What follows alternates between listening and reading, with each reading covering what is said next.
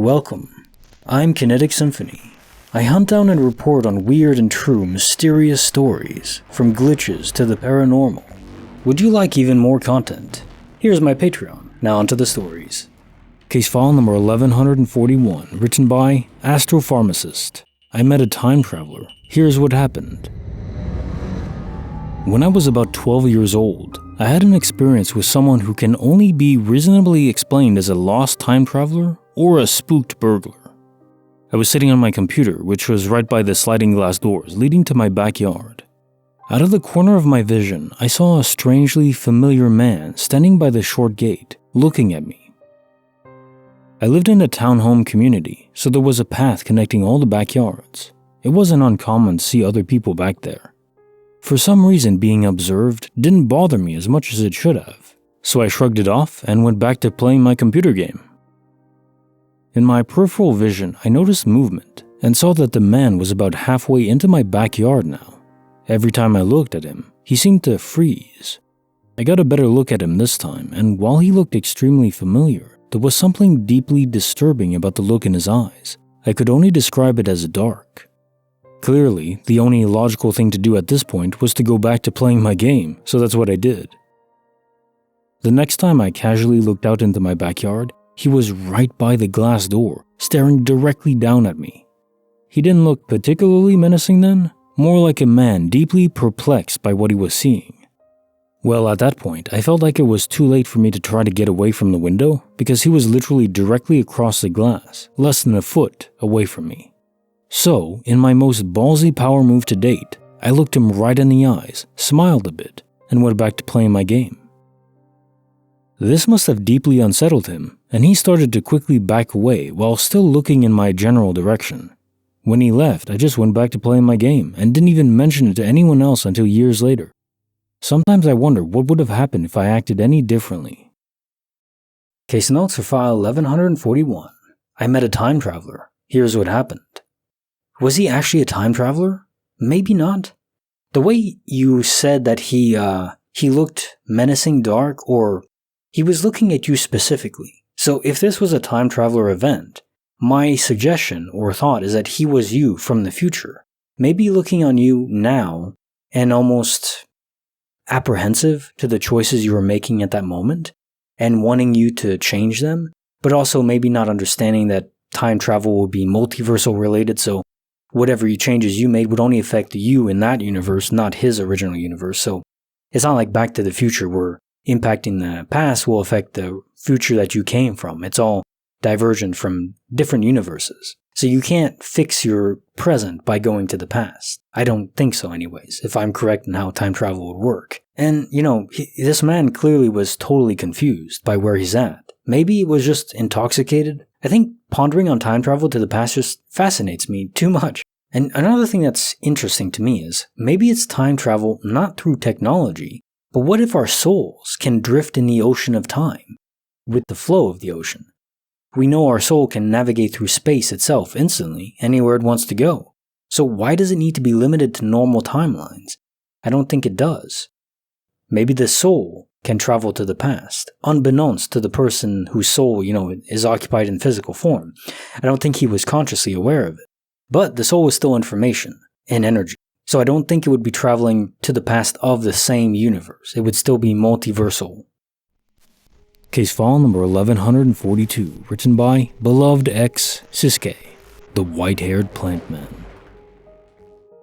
I worked in a small private practice doctor's office where a good chunk of what we do is hormone replacement therapy.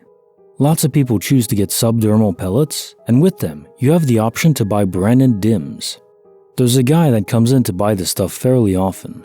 Like often enough to the tune of once a month, and normally he'll call ahead of time since we've been known to run out to see if we have any on hand. His last name is one of a plant, and one that also has significant meaning to me. When somebody makes a purchase, they need to sign the receipt regardless of their payment method. This guy always makes a really dramatic show of just marking an X on the paper. He's a funny old guy with white hair that makes me smile when he comes in. Well, last Friday, he had an appointment for his hormone pellet. Okay, cool. I was doing other stuff when I saw somebody come up to the counter. This was a middle-aged dude. I thought maybe he was somebody's partner. Most of our patients are women, on an errand to pick up supplements.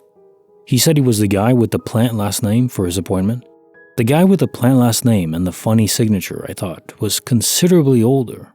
But maybe he dyed his hair and got cosmetic work done? Whatever. He comes out and I tell him his total and give him the receipt to sign.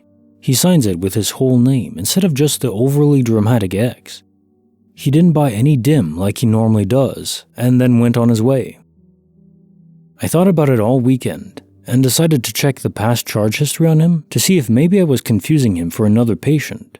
The only other person with the same last name is his wife, who is a woman with a chart as well, so I know I didn't confuse two people with the last same name, since he's the only man. So Monday rolled around, and I plugged in the name, and sure enough, it was that guy who came in about once a month for DIM, and the purchase history proved it. The strange thing was that when I plugged in the name, only his name appeared. He had a wife with the same last name before. I went and looked at his profile, and he said he was in a domestic partnership. What? No. The last time he had an actual legal wife with the matching last name. And then a few hours later, I saw an old man with white hair come in. He said he was here to get a bottle of DIM. I grabbed a bottle and told him the cost and asked for his birthday so I could pull his chart, as we don't just sell it to people off the street, and you have to be a patient of ours. I plugged in the birthday he gave me, and it was the birthday of the guy who had changed in the timeline. He gave me his credit card to pay, and the name was the same. There wasn't anybody else with that birthday in our system. I just kind of stared at him as best as I could while still being professional as he signed the receipt. He did a fancy little signature routine, but it wasn't the same overdramatic X from before. He took this bottle of DIM and left. Immediately, I pulled up the previous Friday's schedule and checked it. Sure enough, he had had a pellet insertion in the previous Friday, and came in and had the appointment and paid and everything. This was not the same person in looks or his signature, but we don't have anybody else with that name or birthday. You can get in a lot of trouble for doing the wrong procedure on the wrong person, but neither the medical assistant or the doctor said anything when these were clearly two different people. I was actually laid off at the end of the day, or else I'd take a special note about when he came in next. I guess nobody will ever know the mystery of the body-shifting patient. But if anybody has any ideas, I'd love to hear them. Case notes for file 1142, the white-haired plant man. So is it connected that you were laid off the very day this all came to light?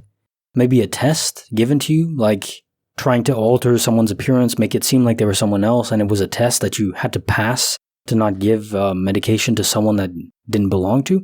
I don't know. Probably would have told you that if that was the case you were laid off, but the coinciding event where it's happened so close to each other does make me wonder. Given how strict it is to obtain any sort of medical pharmaceuticals in the US, I don't think that's it. I don't think there can be mistakes or errors like this. So I think the former person is probably the same as the latter. It's just a different universe. Seems to be in order, with obviously significant changes. Now time for the quote of the day. All animals are equal. But some animals are more equal than others. George Orwell. Ah yes, now we get to the rules for thee, not for me. If you have morality, law, morality, I think they should be entwined, often they aren't anymore.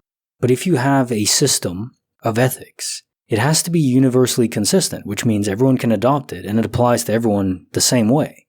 And then internally consistent with itself too. But in this case, if you have a system where some people are more equal than others, well, you don't have an ethical system. You have a class system. I don't think anyone wants that. Not at all. Like the video, subscribe, hit the bell. Kinetic Symphony signing off.